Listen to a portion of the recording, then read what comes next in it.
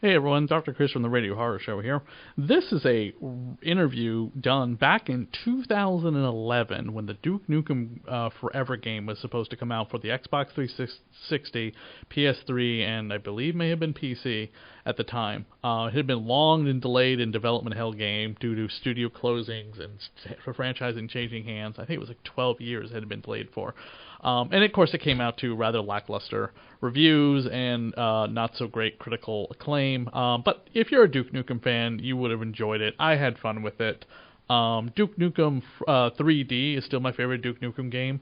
I recently beat it on the PS4, and of course Duke Nukem returned in as a kind of unlockable skin and voice in a Bulletstorm, I think the name of the game was, which was kind of cool.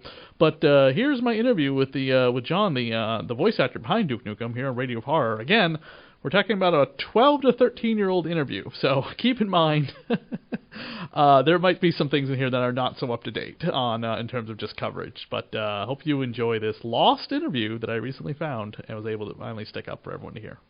So let me turn on the Duke voice and tell you that you're listening to Dr. Chris's Radio of Horror on 91.3 FM, WCUW.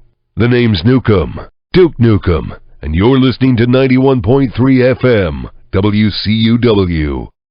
Hey, Jon, thanks for coming on the show. Please talk to us a little bit about how you got involved in the franchise and became Duke Nukem.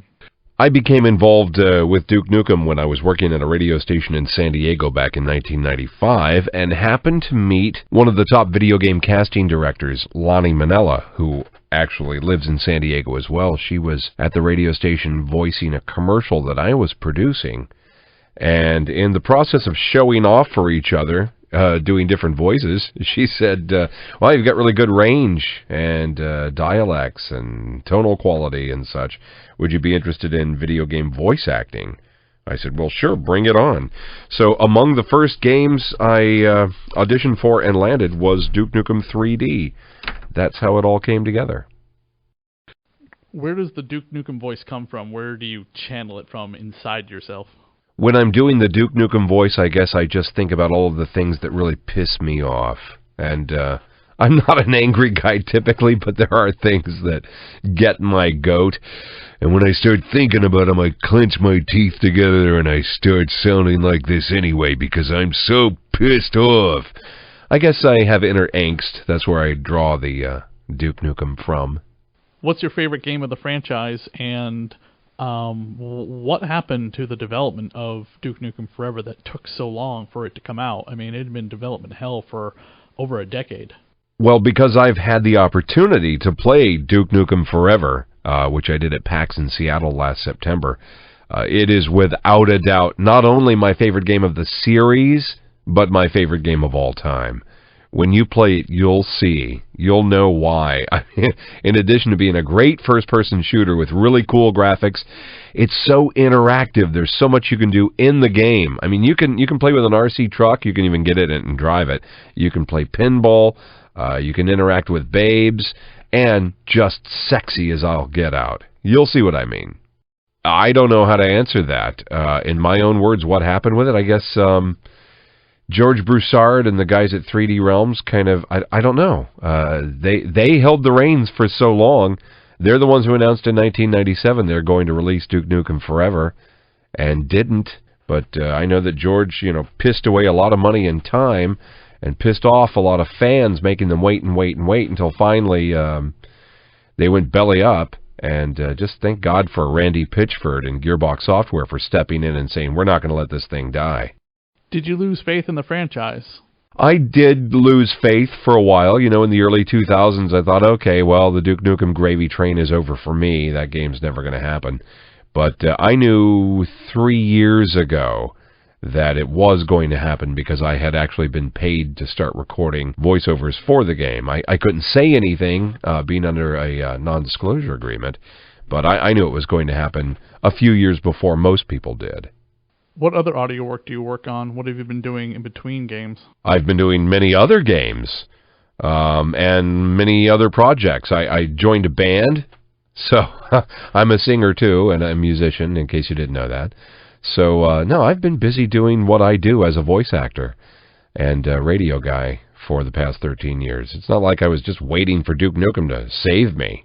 Any parts of the game that really stand out to you that are just really unique, you want the fans to laugh about?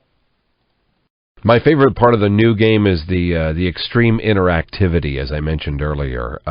There are so many objects in the game that you can literally interact with. Here's one that's kind of disgusting.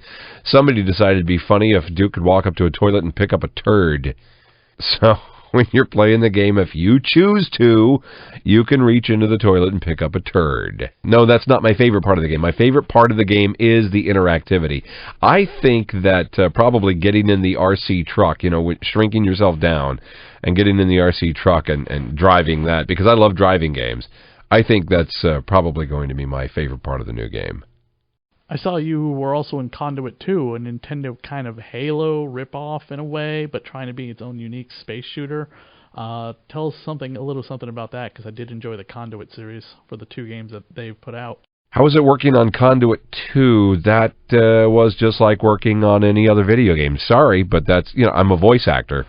So my involvement in the game is just in front of a microphone in another sound booth, in another studio somewhere, reading the lines and being directed. I can't even recall doing Conduit 2. I'm sure I'm on it, but I can't recall what the experience was like. I'm sure it was like this one right here, sitting in front of a microphone talking. What's the craziest event that has ever happened to you while riding this video game train, or at a convention or fan experience?